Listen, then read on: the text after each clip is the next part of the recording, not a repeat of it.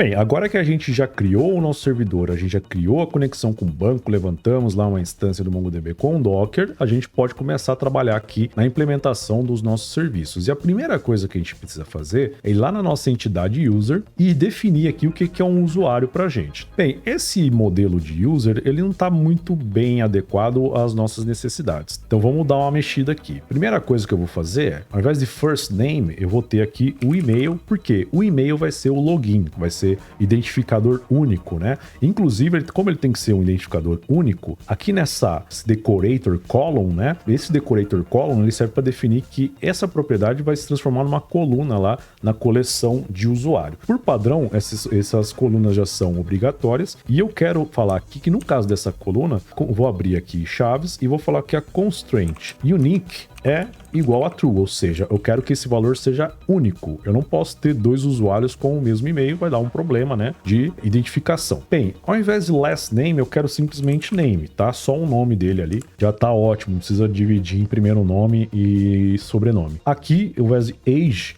eu vou trabalhar agora a senha. Mas como vai ser a ideia da senha? A gente não vai gravar aqui diretamente a senha do usuário, até porque é um problema de segurança, né? Antigamente a gente também costumava fazer grava a senha dele, só que já codificada em MD5, né? Mas até isso já tem tretas de segurança, né? Por quê? Existem a tal das tabelas de MD5, né? Para quem não sabe, a codificação MD5 ela não tem volta. Você criptografa e não tem como voltar, né? A priori. Então o que a galera começou a fazer? Tabelas de MD5. Então eles faziam tipo um tabelão enorme, falar, ó, banana, um MD5 fica assim, laranja fica assim. E aí ele começou a fazer uma tabelona de possíveis senhas e como seria ali o valor de MD5. Então, mesmo definindo uma senha, você corria o risco de alguém saber como seria essa senha criptografada em MD5. Então, aqui a gente vai utilizar uma estratégia que é muito utilizada aí no desenvolvimento de software, que é a estratégia de você quebrar a senha em duas informações que a gente chama de salt e hash. O que é o salt e o que é o hash? Para entender o que os dois são, vamos pensar como que é o processo aqui de autenticação usando essa estratégia. A nossa aplicação, os nossos serviços de autenticação vai receber o usuário e senha. Na verdade, o login, que é o e-mail, e a senha. Então, ó, existe alguém, né, algum usuário com este login e esta senha tentando autenticar. A pergunta é, devo autorizar? Então, o que eu vou fazer? Primeira coisa, cada usuário, no momento da sua criação,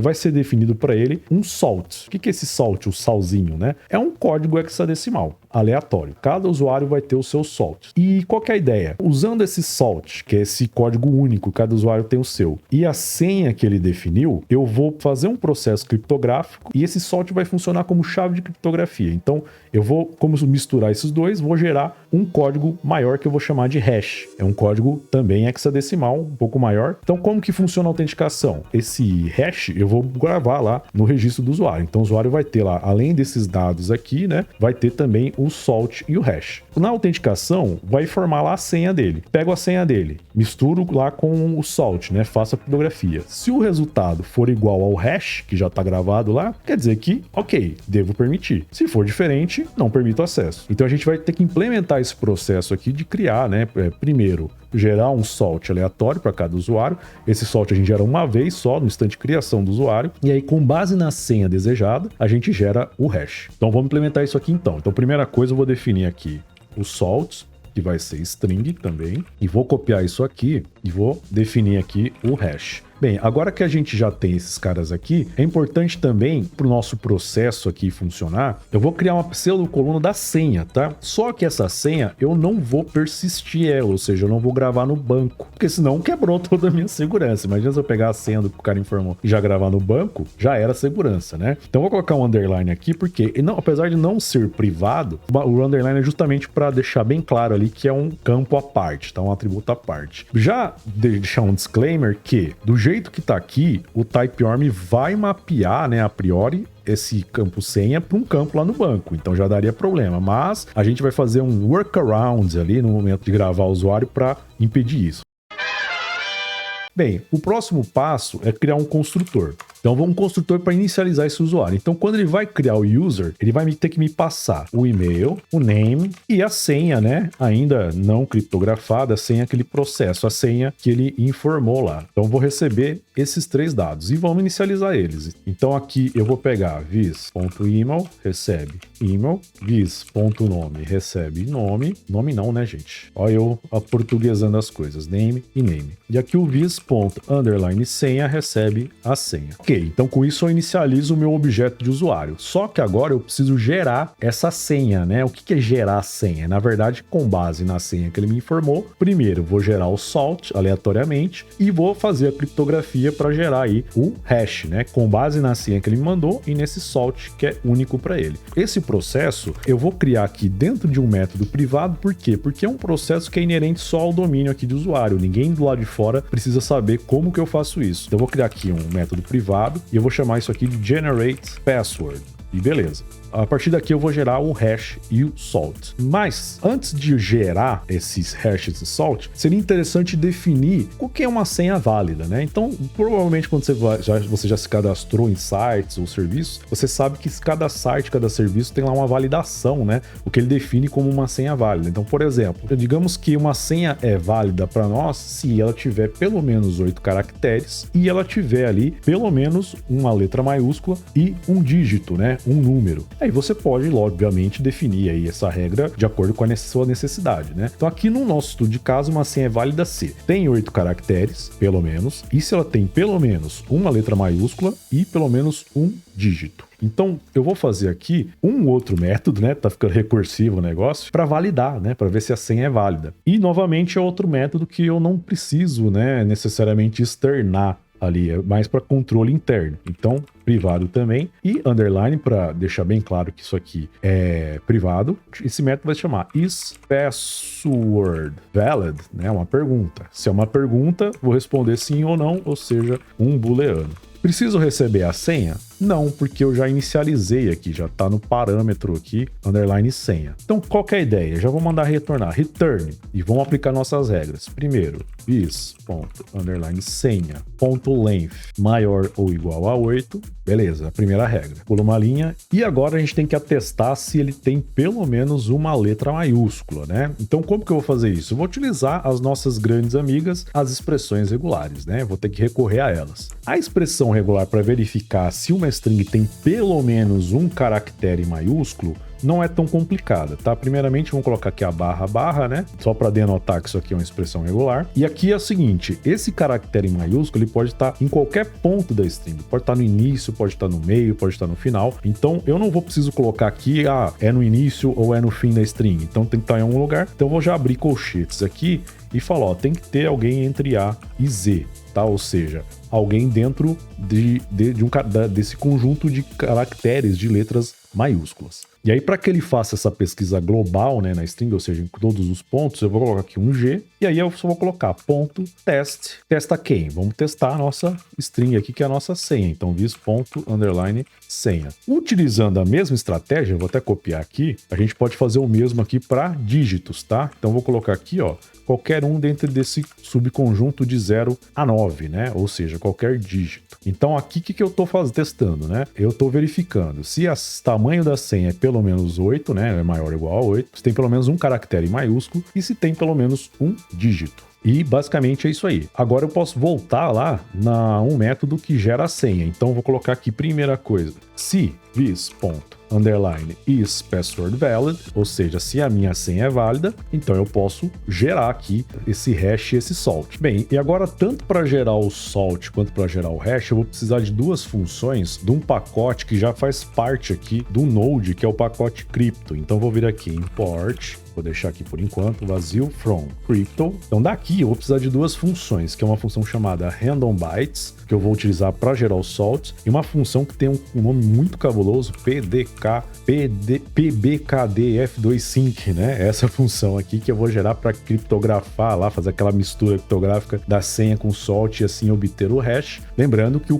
esse código aqui tá no link do GitHub que tá passando aí na tela, tá? Qualquer coisa, dá uma olhadinha lá, se você ficou meio não ficou muito claro para você. Então aqui eu vou gerar aqui uma constante chamada salt. Basicamente eu vou pegar aqui e invocar a função randomBytes, e aqui eu quero gerar um salt de 16 caracteres, vou colocar aqui 16. Todo esse tamanho de salt e tal, quanto maior, né, mais complexidade, mais aleatoriedade você quer dar aí para sua senha. Então 16 é um tamanho que, dando uma olhada em repositórios alheios, a galera costuma utilizar. Então aí vai muito do nível, né, que você quer de segurança, de aleatoriedade e tudo mais. E aqui, na sequência, essa função randomBytes vai me retornar um buffer, né? E aí na sequência eu vou invocar uma função chamada toString, passando aqui o parâmetro nessa string hex, que eu quero a string em formato hexadecimal. Agora vamos para o hash. Então const hash. E aí agora eu vou utilizar aquela função cabulosa lá, o pbkdf25. E aí aqui eu vou fazer a mistura, né? Então vou passar aqui o vis.senha, vou passar aqui o meu salt, e aí eu vou passar mais 3 parâmetros e já explico aí por que desses caras, tá? Então aqui eu vou colocar 1064 e SHA-512. Então aqui esse 1000 é o número de iterações, né, que o algoritmo aqui que a função implementa vai utilizar. Então acredito eu que quanto maior o número de iterações, mais complexo aí esse hash que ele vai utilizar, né? 64 é o que ele chama de tamanho do buffer aí, e creio eu que eu não posso estar falando besteira, mas eu acho que até o tamanho, o número de caracteres que esse hash vai ter, não sei, eu posso estar falando besteira. E o SHA-512 é o algoritmo, a função criptográfica que ele vai utilizar, né? Então ele vai utilizar esse algoritmo, né, de criptografia para criptografar aí esses dados, essa senha com esse salt, usando o salt como chave, gerando esse hash aqui, tá? Mas resumindo aqui, né, não sou um profissional da área de segurança, mas resumindo, entenda que ele está criptografando aqui esses dados com um algoritmo um pouco mais complexo. Tendo agora o salt e o hash, eu posso inicializar aqui, né? Vis salt recebe o salt e vis hash recebe o hash. Porém, essa função aqui, ela não me retorna exatamente uma string, ele me retorna um buffer. Então, eu preciso converter esse cara por uma string aqui para o meu hash. Então, eu vou utilizar o mesmo processo que eu utilizei aí na geração do salt, né? Que é invocar a função toString, falando que eu quero o formato hexadecimal disso aqui. Agora é só inicializar lá os atributos, né? Então, vis salt recebe salt e vis hash recebe hash. Perfeito. Então, com isso, senha gerada. Vamos dar sequência aqui nesse processo. Bem, para dar sequência no processo, primeira coisa, vamos logo no construtor aqui, após ele inicializar aqueles primeiros atributos, eu já vou invocar aqui o vis underline generate password. E aqui, gente, mil desculpas de novo, né? Eu tô aportuguesando o processo, né? Porque senha, gente, né? É password.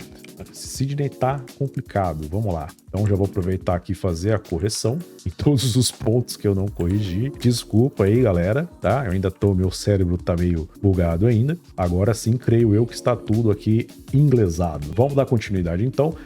Aqui eu já tenho um método que valida se a senha é válida, né? Tá aqui, já gera a senha, mas é importante ter um método para validar esse usuário, né? Eu quero saber se esse usuário é válido ou não. Então, para verificar se o usuário é válido, não é só verificar se a senha é válida, né? Mas verificar também se o e-mail é válido, se o nome é válido. Lembrando que o ID ele vai ser gerado automaticamente lá no MongoDB, que é a estratégia padrão aí do MongoDB. Então agora eu vou gerar um método público aqui, eu vou chamar de isValid, tá? Por que só isValid? Ele está dentro da entidade user. Então, isValid, quem é válido? O usuário. Então aqui ele vai retornar um boolean e agora a gente vai validar cada um dos camaradas, né? Só que é o seguinte, eu vou validar aqui, passo a passo, né? O e-mail, o nome e a senha. E é importante que eu dê respostas adequadas para cada tipo de validação, para cada tipo de inconsistência. Então aqui no começo, antes da classe, aqui no script, antes de criar a classe, eu vou criar aqui um enum que eu vou chamar aqui de status. Eu vou tentar gerar respostas para cada tipo de validação. Então, por exemplo, eu vou criar um cara aqui invalid email e aqui basicamente eu vou colocar a frase, né? Invalid email. Agora, invalid name, invalid password. No caso do invalid password, seria interessante informar qual que é o padrão, né? Então, password must contain at least 8 characters, one uppercase character. Eu tentei quebrar aqui, né, esse valor string do enum, no outro exemplo, deu uma série de problemas, então vai ficar meio feito na mesma linha, mas eu realmente tentei quebrar lá e não ficou muito legal. Então eu vou colocando aqui qualquer coisa, dá uma olhada lá no repositório. One uppercase character and one digit. É basicamente aí, ao invés de falar que é inválido, falar qual que é o padrão. A gente vai ter outros status aqui depois, mas depois a gente volta aqui. Então vamos para validação, né? Então primeiro, vamos começar pelo e-mail. Validar e-mail é uma coisa complicada, né? Esses dias na série de orientação a objetos com TypeScript, eu falei, né? A gente tá falando de expressões regulares, e eu falei que criar uma expressão regular no braço para validar e-mail é um pouco chato. Então a gente já usa aí ferramentas prontas, né? Então lá no começo eu instalei uma dependência lá, né? Que era o email validator. Então eu vou importar aqui esse cara, e aqui ele tem um cara chamado validate, uma funçãozinha que valida aí o e-mail. Então vou utilizar aqui if validates this.email, na verdade, se não, né? If not validate. Aqui eu já vou deixar aqui colocar mais um status, que é o status OK. Simplesmente OK. E aqui eu vou trocar, né? Não vai ser boolean, né? Vai ser string, porque ele vai retornar ali. Na verdade, eu posso até colocar status, né? Como retorno. E aqui no final, né? Se ele sobreviveu a todos os ifs, eu coloco aqui um return status OK. Então aqui, se não é, né? Eu retorno aí status.invalidEmail. Não preciso colocar else, porque se ele sobreviveu a esse if, né, ele já vai naturalmente fazer outra validação. Se ele entrou no if, ele retornou, então não tem o que fazer. Então if, agora no caso o e-mail, a gente coloca aqui, né, if this.name, até colocar o contrário, né, if not this.name, né, vai que ele passou um valor nulo, né, de name. Inclusive, acho que é até interessante aqui na função que valida a senha, né, não custa nada a gente verificar isso também, né? If this.password. Só para garantir. Vai que me passou um null, né? Alguém passa lá um null. Voltando aqui. Então, if this name, né? Se tiver nulo, ou if this name.length for igual a 0, aí eu retorno status.invalidName.